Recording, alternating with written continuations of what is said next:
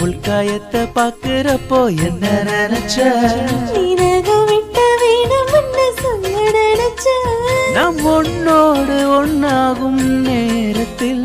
உன் பூந்தேகம் தாங்கும் நினைச்சையா